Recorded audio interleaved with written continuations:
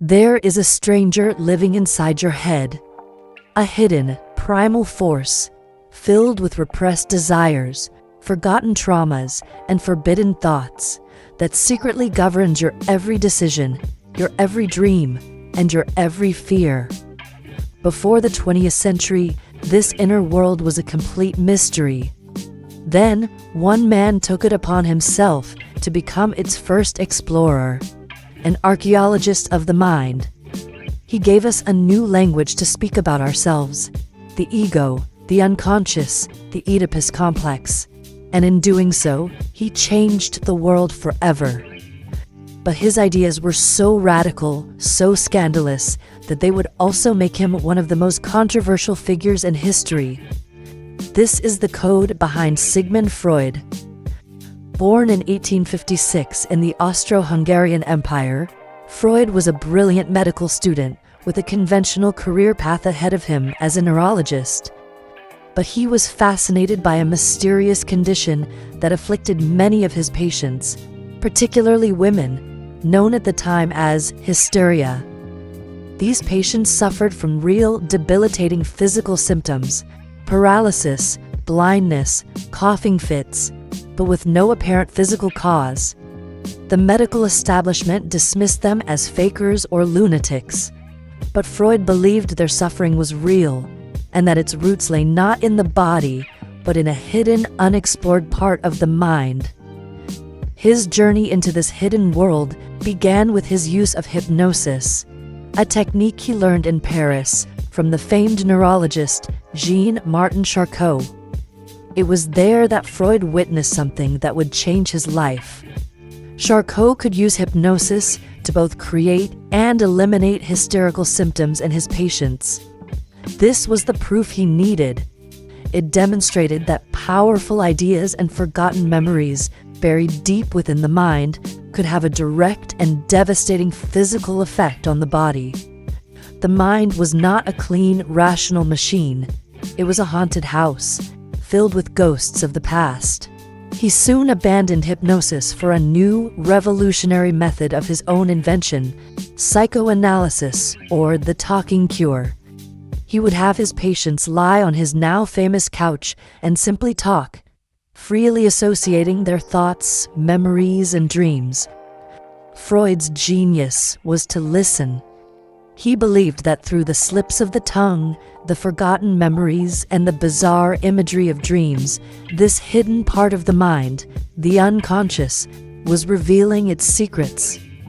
The couch itself was a critical tool.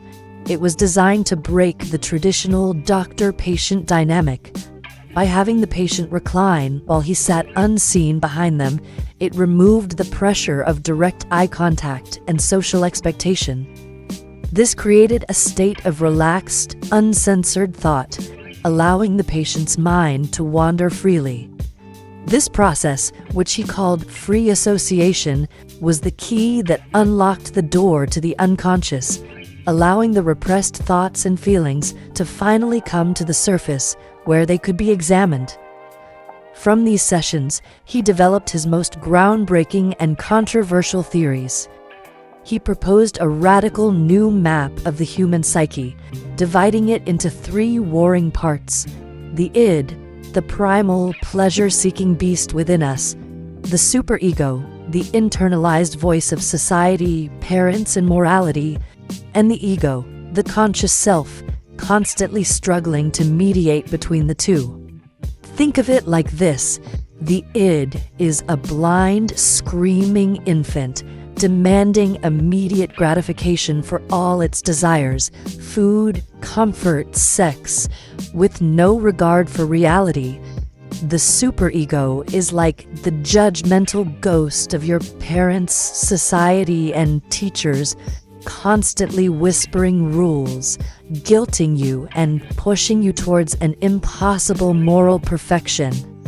And the ego is the exhausted diplomat, stuck in the middle, trying to find a realistic way to satisfy the id's primal urges without angering the tyrannical superego.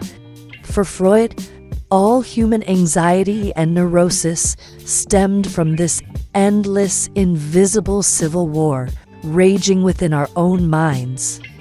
He argued that our personalities were forged in the crucible of childhood, particularly through the Oedipus complex, the scandalous theory that a young boy has an unconscious desire for his mother and sees his father as a rival.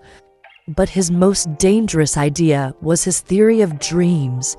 Before Freud, dreams were seen as meaningless nonsense or divine prophecy, but Freud argued that dreams were the royal road to the unconscious, a coded language through which our deepest, most repressed desires speak to us. He believed that every dream was a form of wish fulfillment, often sexual or aggressive in nature, disguised in bizarre symbols. His book, The Interpretation of Dreams, published in 1900, was a bombshell. It was a declaration that we are not the rational masters of our own minds. We are in fact strangers to ourselves, driven by dark, hidden forces we refuse to acknowledge. The backlash was immediate and ferocious. He was denounced by the scientific community as a fraud, a charlatan whose theories were unscientific and unfalsifiable. The Viennese public was scandalized by his relentless focus on sexuality. He was seen as a man obsessed with the darkest parts of human nature.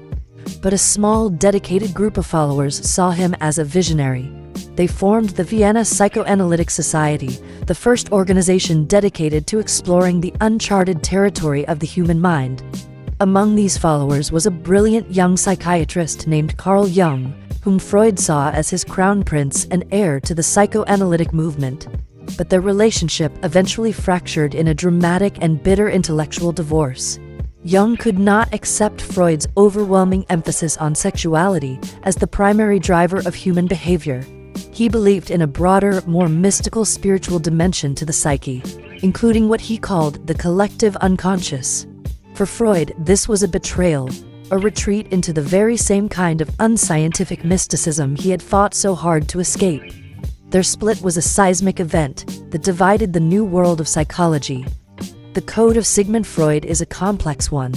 Many of his specific theories, like the Oedipus complex, have been largely discredited by modern psychology.